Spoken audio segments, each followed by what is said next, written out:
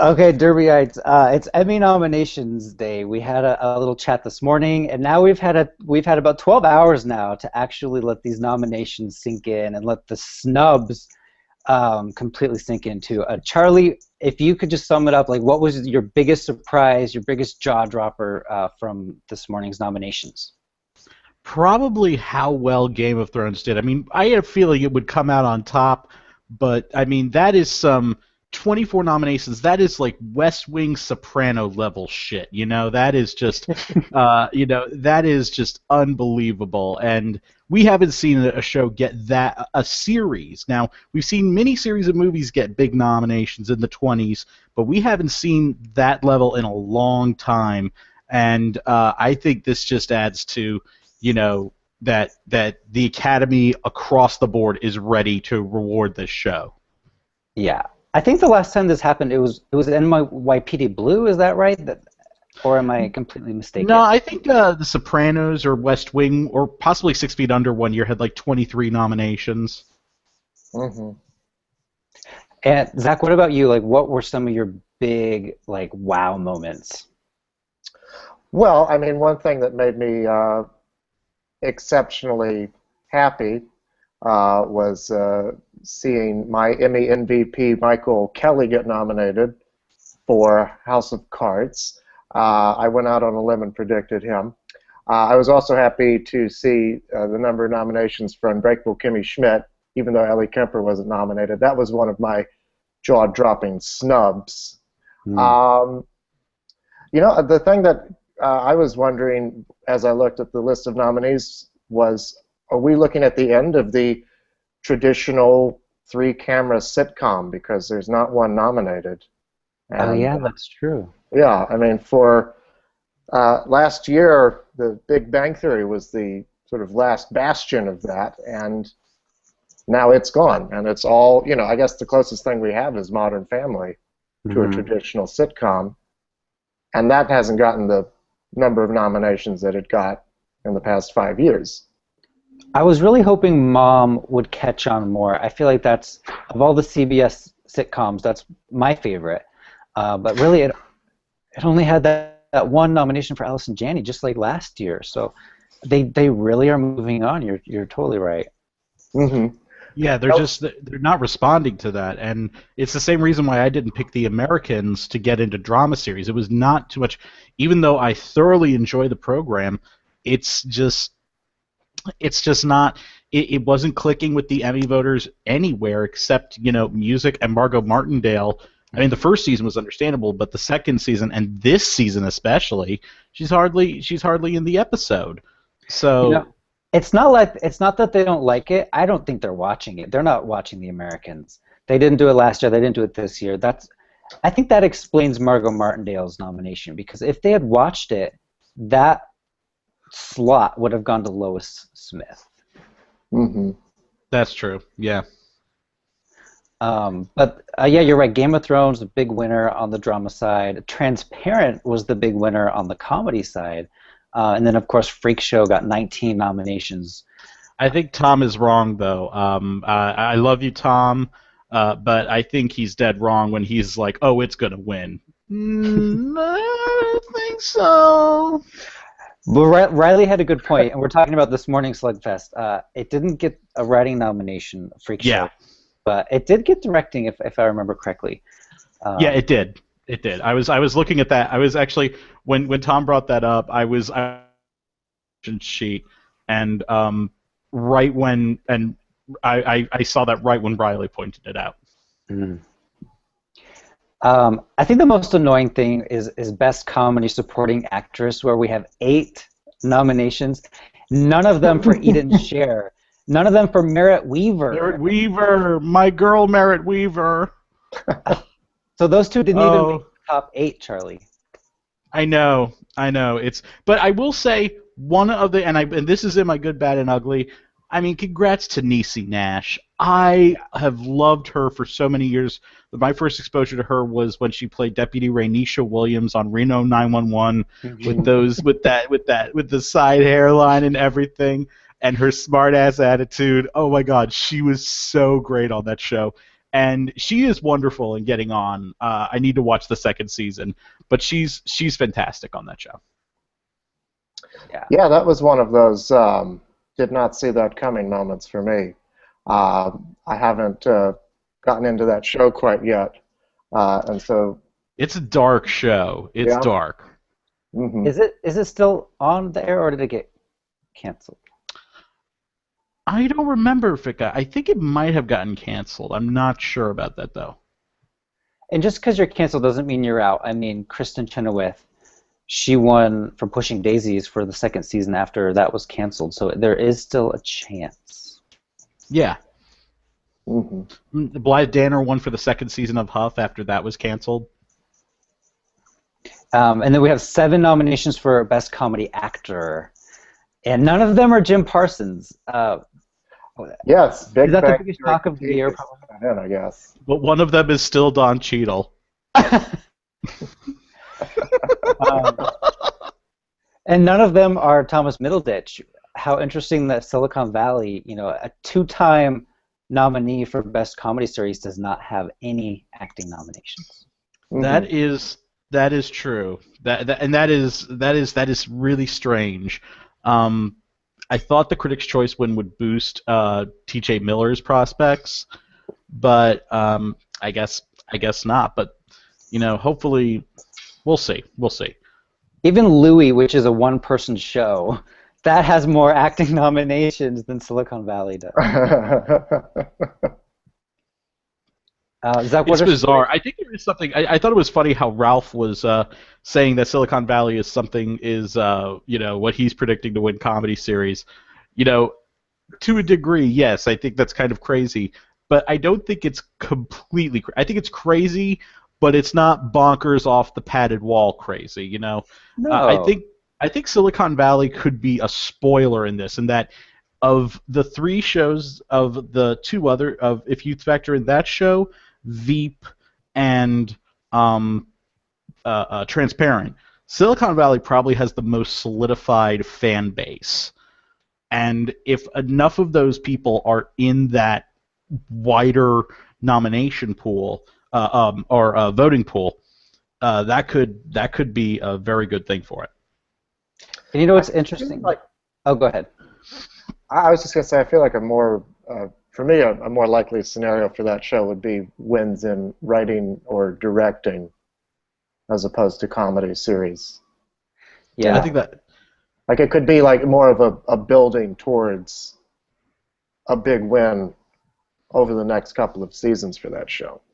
And you know what else I could see happening is, didn't My Name is Earl, that won writing and directing right without a comedy series nomination, if I remember correctly. The same could happen for The Last Man on Earth, because this is almost inexplicably it gets in for comedy writing and comedy directing, and actor, and I think editing is the 4th one, but no comedy series nomination. This is very rare that this happens, but it does happen.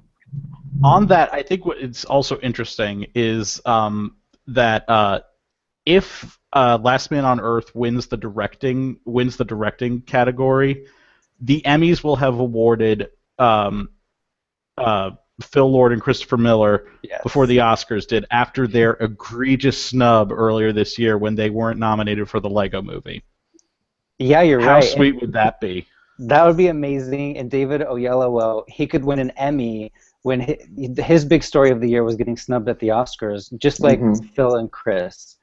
It's almost like the Emmys were like, which Oscar nominees or potential nominees got snubbed at the Oscars? We're going to nominate them at the Emmys. Well, if you look throughout some of the Oscar reject pile. Yeah. If you look throughout some of the creative arts Emmys too, you see people like Leonardo DiCaprio nominated for the documentary Virunga, which, would it be interesting if he won an Emmy before an Oscar? That would be crazy. Let's do 5-time loser. Runner-up, I should say. That's more I like loser. So I'm looking. I don't know why I keep looking at these writing and directing nominations, but there are 4 shows there that are also nominated for the comedy series. That's Louie, Silicon, Transparent, and Veep. No Modern Family, no Parks and Rec, and what was the other one? No Unbreakable Kimmy Schmidt. Does that mean those three? That's the one that really surprised me. Was I figured Tina Fey would get nominated for writing because she's sort of a constant she's Tina player Fey. in there. Yeah. So does that mean one of those three shows can't win? Because it's been since 2002. That was the last time a comedy won without a directing or a writing nomination, and that was Friends. Mm-hmm. Yeah, there was a sense that, of course, back then also that Friends was due by that point. You know, it was its 8th season, it was one of its biggest seasons, and there was a feeling like, okay, it's time for this one to win. And I wouldn't say that would be true with Unbreakable Kimmy Schmidt, Modern Family. I mean, based on this morning's nominations, it's more like the Academy is saying it's time for Modern Family to stop winning. I know. I think that the interesting thing, if you look at that category just throughout history, is there have only been 3 instances where a comedy series has won that wasn't on one of the 3 major networks, ABC, NBC, and CBS. And only one of those shows was on cable, Sex and the City, on HBO. The other 2 were on Fox, Ally McBeal and Arrested Development. So, you're looking at 67 years worth of that prize going to a show from one of the major networks, and I think that's going to change this year because now only 2 are nominated from the major networks. And Parks isn't going to win. Right, and I think that, the Modern Family, not only the lack of writing and directing nominations, but the fact that it only has 2 acting nominations when in years past it usually got 4 or 5 or 6. It has, well, oh, you're not factoring in Elizabeth Banks, okay. Oh, but, in the supporting actor and actress categories.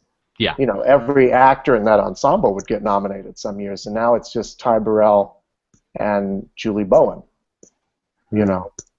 So I think that's a sign that not necessarily of its dip in quality, but just in their need to reward something else. Yeah. I'm almost thinking like if on Emmy night, if Modern Family wins number 6, there's going to be so many groans in the audience. Whereas I feel like if Mad Men wins number 5, I'm not getting that same feeling that people are like, oh, this show again. Mm-hmm. Well, there's been a space between, so it's been 4 years since the last time they won. So, and I think there's definitely a deeper feeling in terms of the impact it's had on television itself, as opposed to Modern Family. Mm-hmm. And then moving over to the drama directing and drama writing, Game of Thrones got in both, and Mad Men. Oh wait, no, not Mad Men. Is it only Game of Thrones that got in both? Yes. It got in both writing and directing. That's interesting. It has 2 nominations in directing, though. Right. One of them is for the finale, which I understand. The other one was for the very controversial rape episode. I'm very, very surprised that got in, actually. Mm-hmm. Well, I don't remember the ballot. How many episodes do they submit for directing? I think 3. But we also have The Nick for directing, Homeland, and Boardwalk Empire. By the way, Boardwalk Empire, never count that out in directing. That's for the series finale, which was absolutely fantastic. Oh, that's right, yeah. So I think, I would think one of the Game of Thrones episodes or Boardwalk Empire on that one.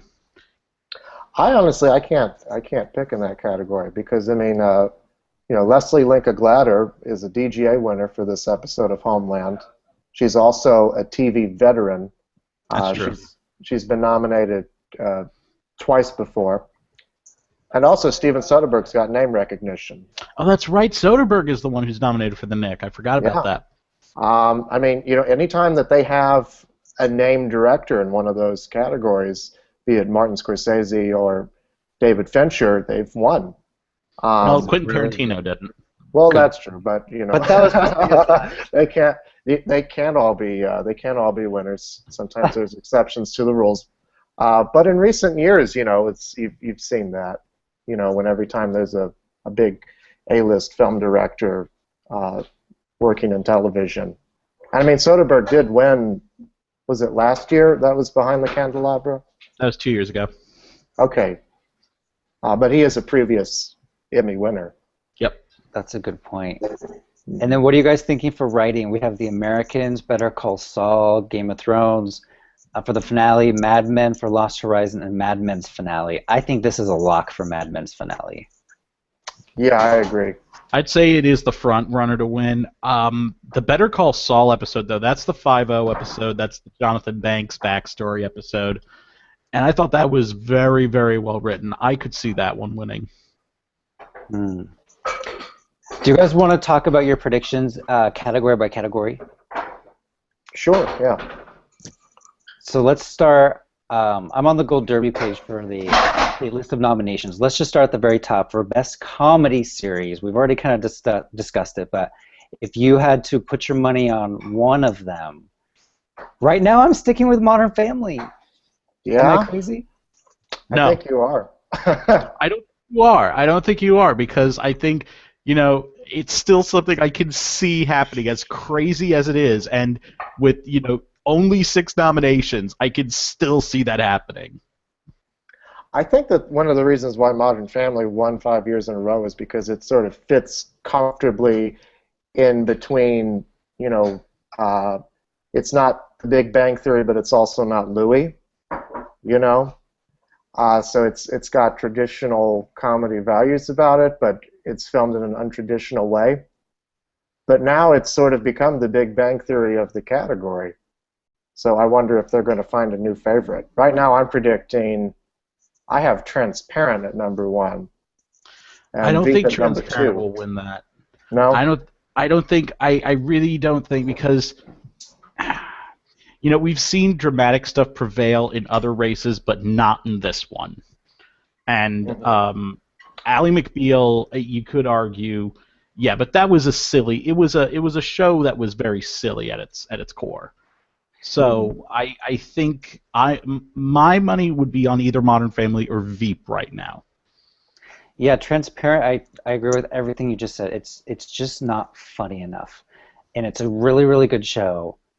And if there was a dramedy category, it would win. I mean, Ally McBeal is probably the closest thing we've ever had to a comparison.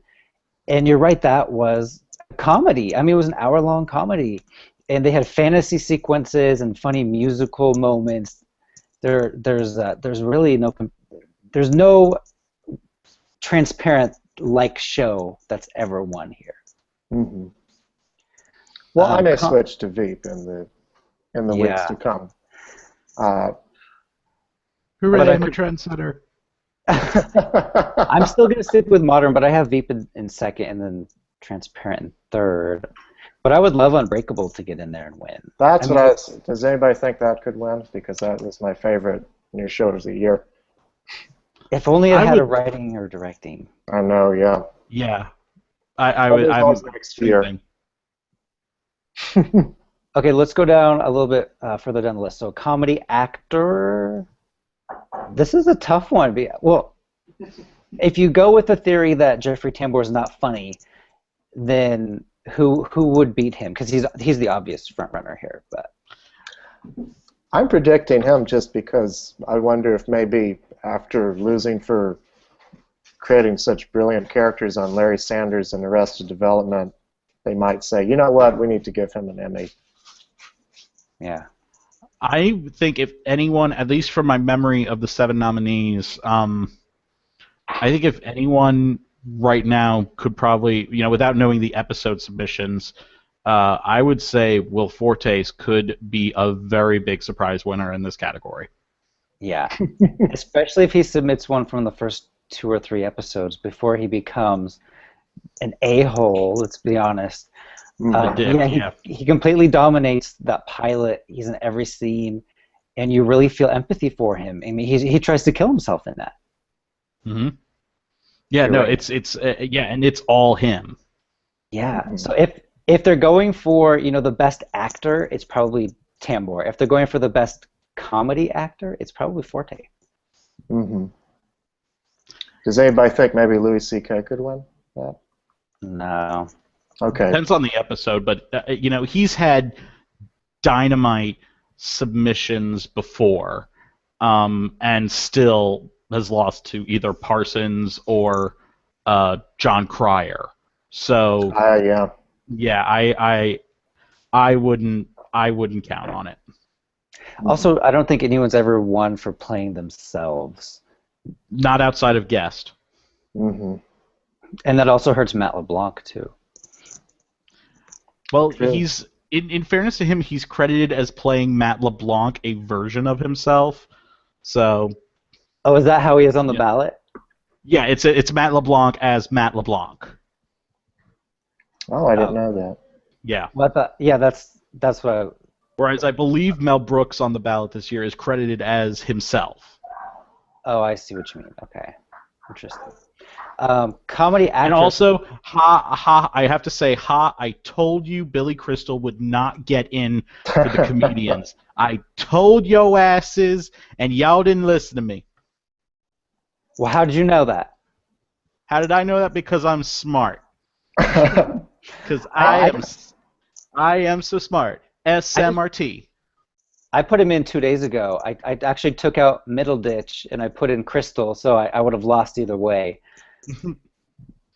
Oh, you didn't keep the faith, man. You didn't keep the faith on Middleditch. I know. So disappointed. But I mean, it's so.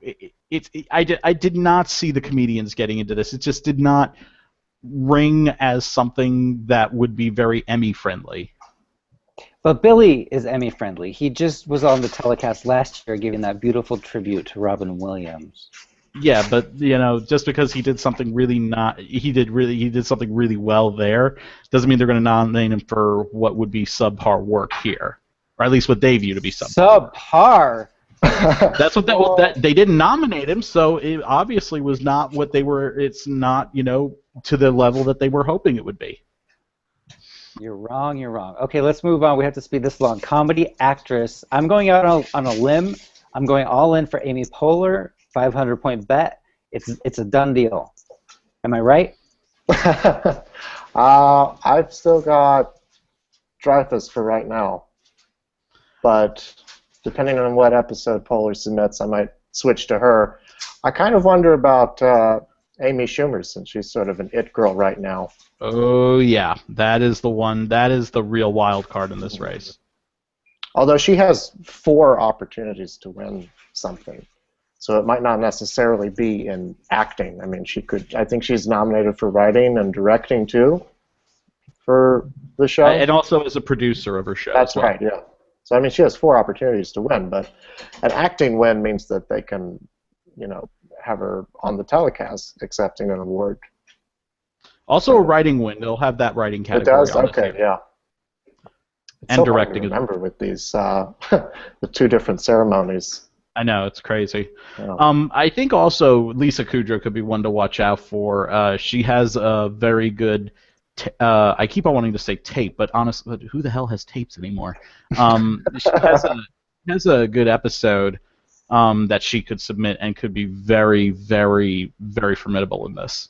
This is the most interesting race in this category in several years. And it's the episode where she goes to the Emmys. I mean, if she submits that, you're right. That would be. And then Edie Falco for the final season of Nurse Jackie. This is really. Is this a 5-lady race? Is Lily Tomlin not in this race? Keep in mind, Lily Tomlin is on one of the board of governors at the Emmys. They love her. No, she's absolutely in this race. She has a couple episodes she could submit that are very good. So it's official. It's a 6-person race. Great, thanks. Mm-hmm. Well, it is because there are 6 nominees. I mean, how many times have we said, "Oh, it's this many people," and none of those people win? My favorite. Merritt Weaver. When Merritt Weaver won, she was in 7th place in our charts. It's my favorite thing ever. Yep. Okay, supporting actor. Zach, what do you have here? I went out on a limb and predicted Titus Burgess.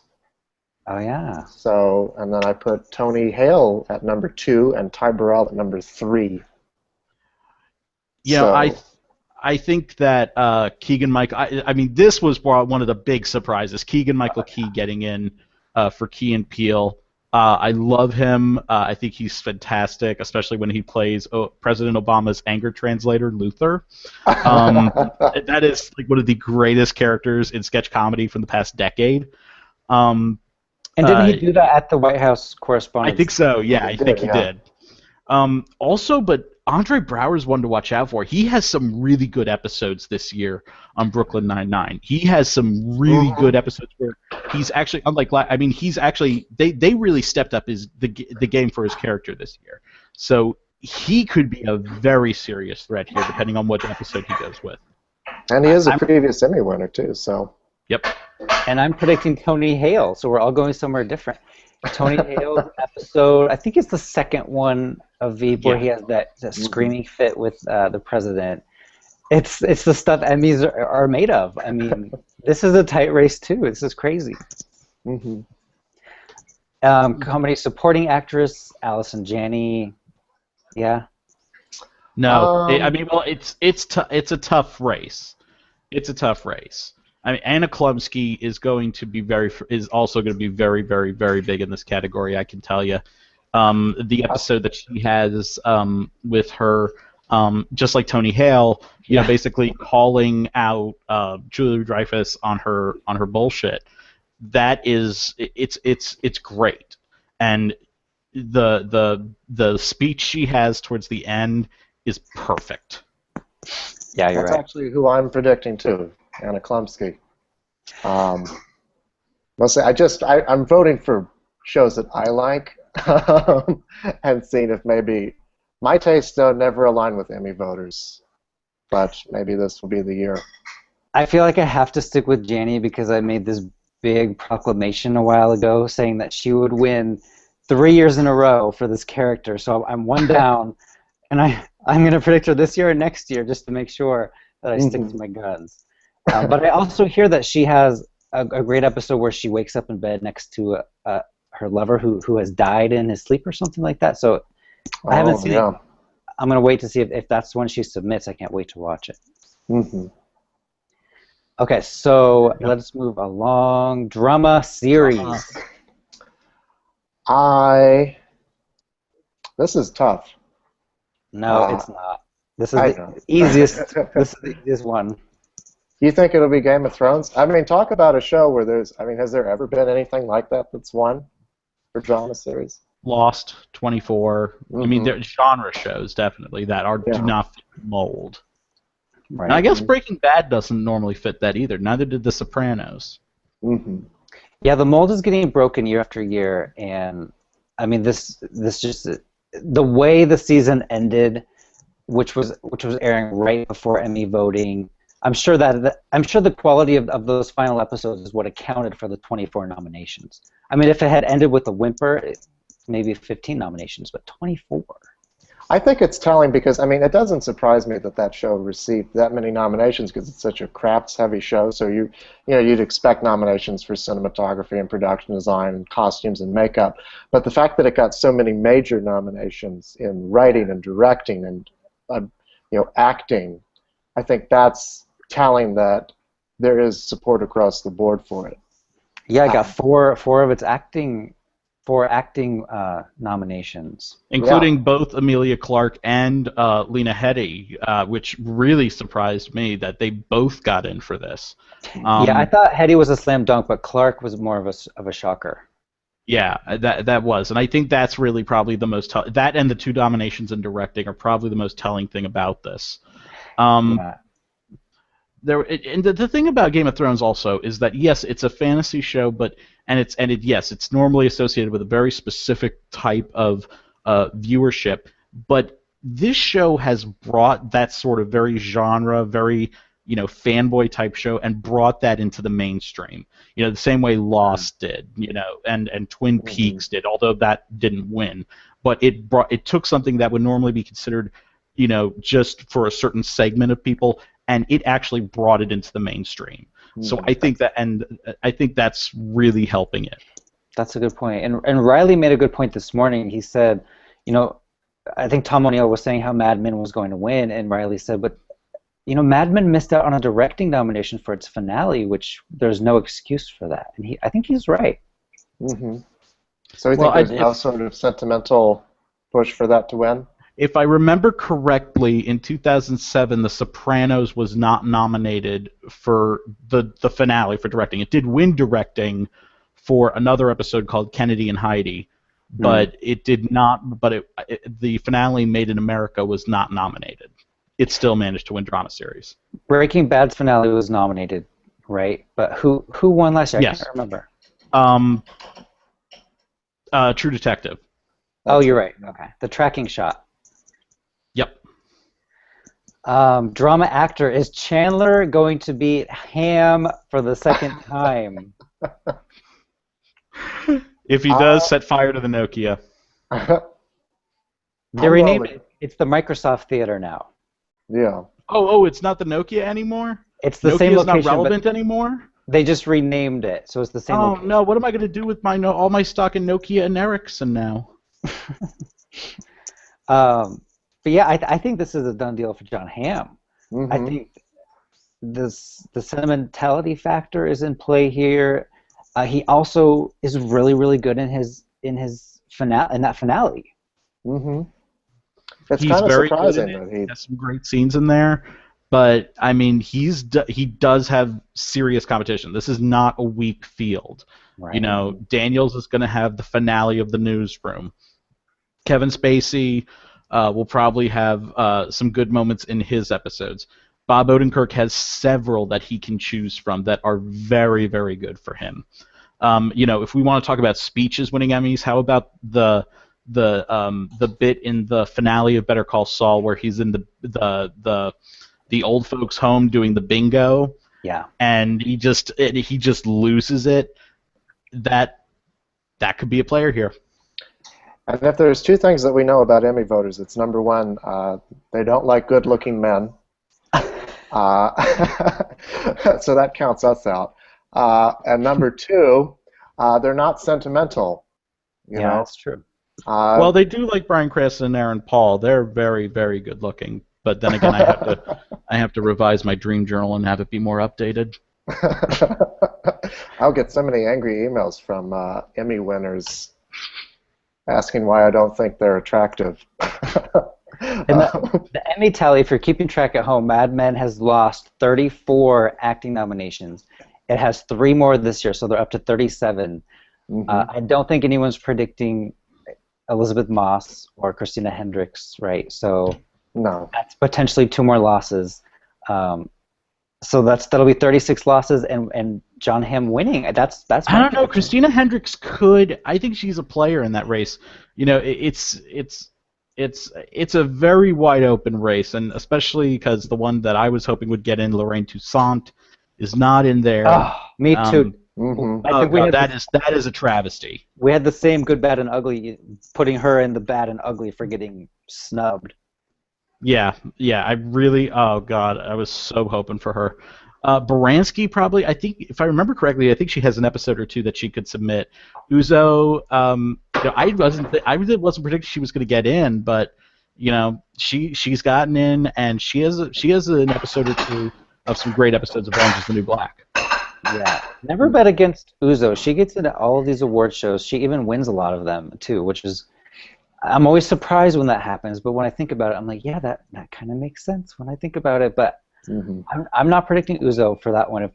If we want to skip there, I'm predicting Lena Headey. That's who I've got right now. Although, honestly, I could see Christina Hendricks winning. I could see Uzo winning. I mean, she did win the SAG Award. Yeah. Yep. For comedy. You know, for comedy, yes, that's true. Over Julia Louis-Dreyfus, another, you know, very substantial field there. Mm-hmm. So we skipped drama actress. What do you guys think there? Is it Viola Davis? That's who I have right now. I would have maybe predicted Taraji had Empire had a better showing. As soon as Terrence Howard's name wasn't announced in the very first category, I knew that it was not good for Empire. Oh, I didn't think that Terrence Howard was going to get in anyhow. I mean, I had predicted him. I didn't think it would be Liev Schreiber though. That Yeah. kind of threw me for a loop. Yeah. And I don't think that even, John Voight didn't get nominated. I keep forgetting he didn't get nominated. Well, there's so many snubs. I mean, Yeah. it'll take us a few days to really wrap our minds around it. Yeah, it really does. But I mean, Robin Wright has I think an episode that she could submit that could be good. No. Claire Danes has some good episodes this year as well. That could play well with Emmy voters. I haven't seen this third season of Orphan Black, so I don't know about Tatiana Maslany. This is a race between Viola Davis and Tatiana Maslany. It's these two neck and neck because we know Emmy voters love when you play multiple characters or multiple personalities. That's why Sarah Paulson's going to win. That's why Tatiana cannot be discounted. I would be, okay. I'd say Sarah Paulson's out front. I think there are a couple people that could give her a run for her money, though. Don't touch Sarah. She deserves her Emmy. But she wouldn't want me to touch her, but that's beside the point. I mean, I'm not interested either. We're both gay, so it's not really going to happen. But I think actually the one to watch out for. That's another category. I'll get on that later.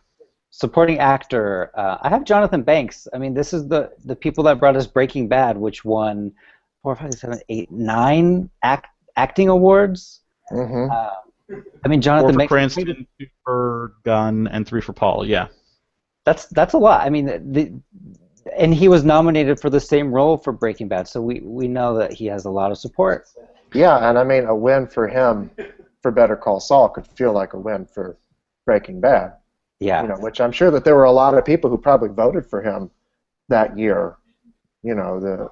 I have him predicted, followed by Peter Dinklage, and I put my favorite Michael Kelly at number 3, just because I hope that maybe he'll gain some support. I don't know if Dinklage has an episode this year. From what I remember, I don't know if there's an episode where there's really a real standout part for him. Kelly, on the other hand, has got the premiere. Yeah, the premiere and also the finale, I think. And I mean, any scene that he's in throughout the series is fantastic. So he could submit from anything, I feel. But particularly the premiere and the finale, he undergoes the biggest transformation. Yeah. So I mean, I'd watch out for him. And Ben Mendelsohn. With this category, yes. With this category, can we also just mention very quickly, of all the people to be nominated from The Good Wife, Alan Cumming gets in, and all these other people get shut out. That's ridiculous. It does tell you that they watch the show, because this is Alan Cumming's biggest season ever with the whole State's Attorney storyline. But I really feel like Matt Zuckery also deserved a nomination there if we're going to talk about Good Wife people that were snubbed. But Ben Mendelsohn for Bloodline, he was phenomenal on that. I don't know if he has enough support to win, or if he has an episode, but watch out for him there. It's going to be a sign of things to come, though, for next season. If Bloodline Part 2 is as good as Bloodline Part 1. I hope so. I don't know. And then there's Jim Carter. Jim Carter. There's Jim Carter.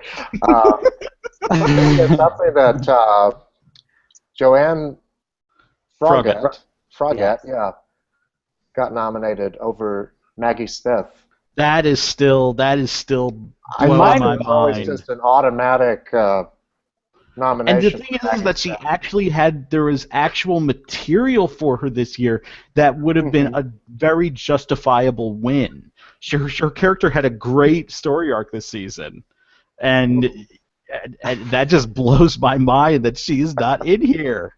I know. I put something in the forums that really pissed a lot of people off, that she shouldn't win because she won't be there. But that doesn't mean I wanted her to be snubbed. I think she deserves a nomination, just not Be a careful win. what you wish for. Well, now she won't be able to win unless there's a writer's vote. I just want for whoever wins Maggie Smith to come out of the wings at the Microsoft Theater and just tackle whoever's on stage and go, no, bitch, that's mine. So, final thoughts. How do you think Andy Samberg is going to do as host? He's never hosted the Emmys before. It's his first time. What do you guys think? Are you fans of his? Do you think he's going to do a good job, better than Neil Patrick Harris last year? Well, Seth Meyers was last year. Oh, you're right. I thought You were going there. to the Oscars, actually. I was going to say it wouldn't be hard. I think it'll be fine. I don't know. I'm not trying to set any expectations for that. Just see how it goes. Mm-hmm. Wow, Andy Samberg, you've got a lot of work to do based on these glowing recommendations. You'll be okay. My hope, Fox, if you're watching this, get David Duchovny and Gillian Anderson somehow on the show to promote the X-Files return in January, because this is going to be a huge platform. A lot of people don't know it's coming back, so you better have them present the lead actress in a drama category, the category she won. That would be good. Or best drama series. You know, they come from a genre show. Giving it to Game of Thrones would be really, really cool. Mm-hmm. Yeah, something that the X-Files was never able to do. Yeah. Mm-hmm. Do you guys have any final thoughts before we sign out here? No, I still need to process some of these things. Even with 12 hours. Hooray for Archer getting back into the animated series race. I need to watch all the episodes again, but I hope that it'll pull out a win. And if I get to interview someone from the show next year, it will be them with their shiny trophy. And also kudos to the Emmy voters for not being intimidated by Scientology and deservedly nominating Going Clear, Scientology in the Prison of Belief in several categories. Yes, that's one of my. It was actually really weird. I'm on Facebook, and since I like a lot of showbiz stuff, I think there's. I would always get sponsored ads from the website that Scientology set up, trashing Alex Gibney. And so the video would always pop up on my Facebook feed, and I thought that might, Alex Gibney's won several Emmys. He directed, of course, that phenomenally powerful and disturbing one called Mea Maxima Culpa about the abuse within the Catholic Church in Wisconsin. And so he is very well liked, and they didn't buy into it. So good on the Emmy voters for that. Mm-hmm. And Oscar voters, if you're looking at the Emmy nominations, don't be afraid to nominate Going Clear as well. I don't think it qualifies. Well, there's some overlap, and it did play in theaters. Oh, it did? Yeah. Oh, okay. So that seems to be one area where they're not afraid of overlap, is in documentaries. I don't expect it to get nominated, but well, yeah, you got Citizen 4 is nominated as well here at the Emmys, and Virunga as well. Last Days in Vietnam also had some crossover. Oh yeah. Yeah. All right, guys. Well, thanks a lot, everyone, for watching, and we're going to do many, many more of these. We're going to start, I think, next week with our viewing panels. We're going to watch the guest categories, because we already know what episodes the guest stars submitted because they're on the ballot. So we're going to watch those, and we're going to do a slugfest analyzing the pros and cons of each person. It's going to be so much fun. I can't wait. So join us. I think next Friday is going to be our first one, but watch out for an official announcement. Mm-hmm.